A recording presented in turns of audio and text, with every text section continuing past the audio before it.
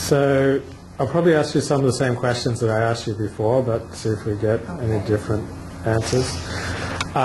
When you were a kid, what did you want to be when you grew up? I don't think you've ever asked me that before. Wow. I don't really know what I think I wanted to be. I don't think I really thought about it. I just kind of did it one day at a time. I wanted to work on cars, which I did. I wanted to train horses, which I did. I did not want to do what I did, but I did. I guess I just want to grow up and get married and have kids and be a mom and a wife and raise a family. I didn't really think about a job. How did you get into the porn industry? I got married. I got married, and unfortunately, I had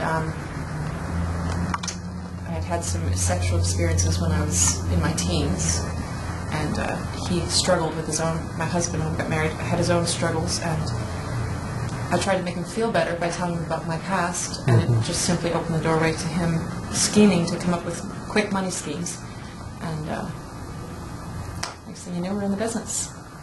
Internet, from just a post on the internet, someone looking for adult talent in Florida, but just to pay bills. Did you have freaky experiences as a teen? Is that? I'm just changing the angle so it's interesting. That's okay. No, I was sexually... Promiscuous? Not promiscuous, no. A little bit. Okay, just a little bit. No, I did some things that I probably shouldn't have done, experimented a little bit, and not anything I'm proud of, but it just, I was a little bit promiscuous. A little. What was it in you that made it possible for you to do porn, like at the time? I guess, like for most people in the business, it's the ability to separate your emotions from your actions. And it's just basically taking your actual feelings and whatever morals that you have and everything else, and just tucking them away. And memo to the front, please. Memo to the front. Basically, taking your feelings, your morals, everything, tucking it away, and just pretending they don't exist, and putting yourself into a character. And it's like you're playing a character. It's not you. And it's not really healthy, actually, but it was kind of the only way to do it. So if I'd asked you at age 18, how would you like to become a porn star, how would you have reacted? Yeah, how would you like to be the Antichrist? I mean, what kind of question is that? I would just probably look at you like, what? Are you serious? What's a porn star? That's probably what I would say. I'd never looked at porn. I'd never seen anything except for the penthouse magazines that my dirty old neighbor threw over the stone wall to the woods, but, I didn't know what porn was. I didn't even see one until I'd done 3. And I just watched it to see who I was working with. And I was just like, wow, this sucks. It was boring. It wasn't even interesting to me. It was mechanical and just, ugh. But it paid really well. The first time it was raised to you as a possibility, what went through your mind? I thought I was going to throw up. And then I was just kind of heartbroken that the person that I had vowed my life to and committed, the person that told me that he'd love me till I died would ask me to do such a thing. And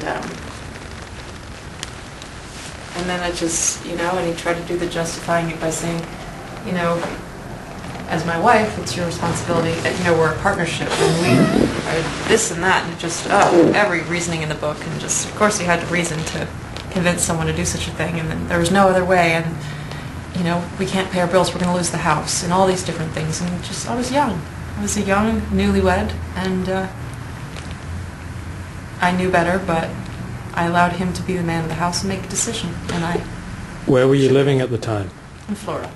Were you separated from your family and friends? Friends, no. Family, yes. My family was up north, but I had a lot. My friends were all from my church.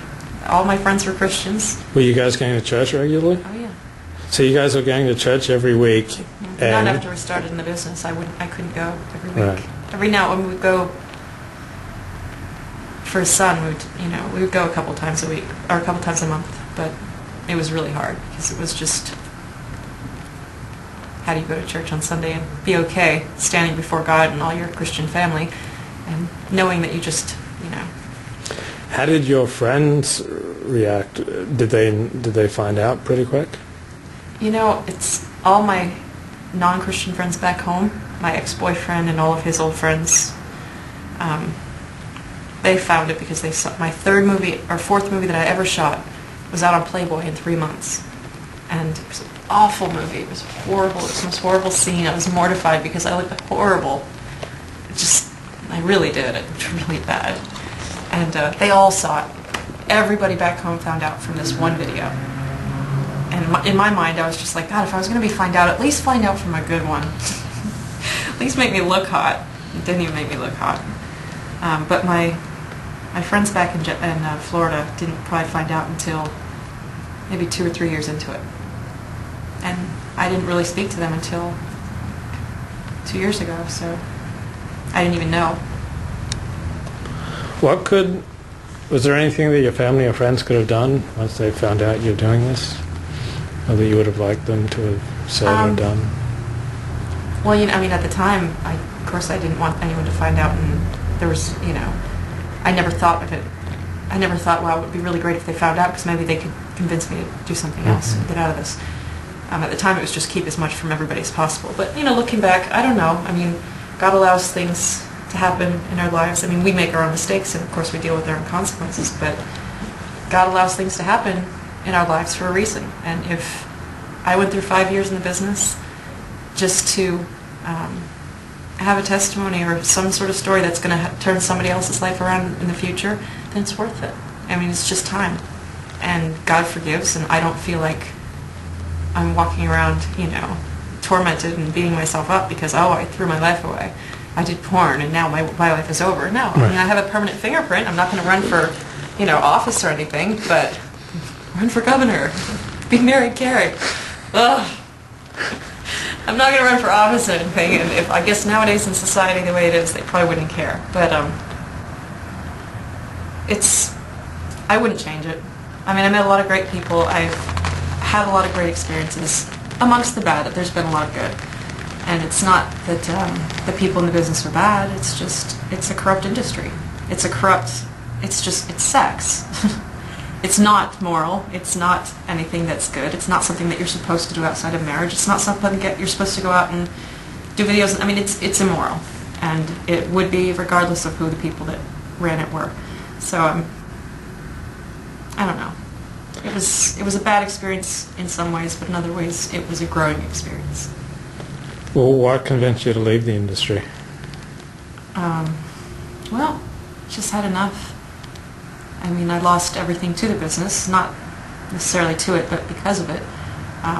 My husband and I got divorced. In the end, we filed bankruptcy, and I had nothing. I had my dog, and I had my truck, which was old and broken down, and I lived in a one-bedroom apartment, and that was all I had to show for 5 years of the industry. And I was dating someone in the business, and we just had a huge falling out because of something that had happened in the business years ago, and I just felt like I'd lost enough to the business, and I wanted my life back. I wanted my relationship with God back. I wanted to be able to call my family and not feel like I had to, you know, keep the conversations brief just in case they asked about my work, and I wanted to be able to actually talk to my family and have a real relationship, not just a, you know, calling them just to make them feel better, you know, do the check-in so that they know you're still alive. And it wasn't worth, I gave up my life for the business, and I wanted my life back. What did you do with that $250,000 a year that you were making while you were in the adult industry? Oh, you know, gave to the poor, you know, paid for my ex-husband's girlfriend's abortion, you know, bail, attorney fees, divorce. The computer. You know what, truthfully, I have no idea. I really don't know. I've got some really cool clothes, really cool, like $3,000 jacket and $2,000 boots. I mean, stupid stuff. I mean, stuff that you look back on and just go, you guys want this back?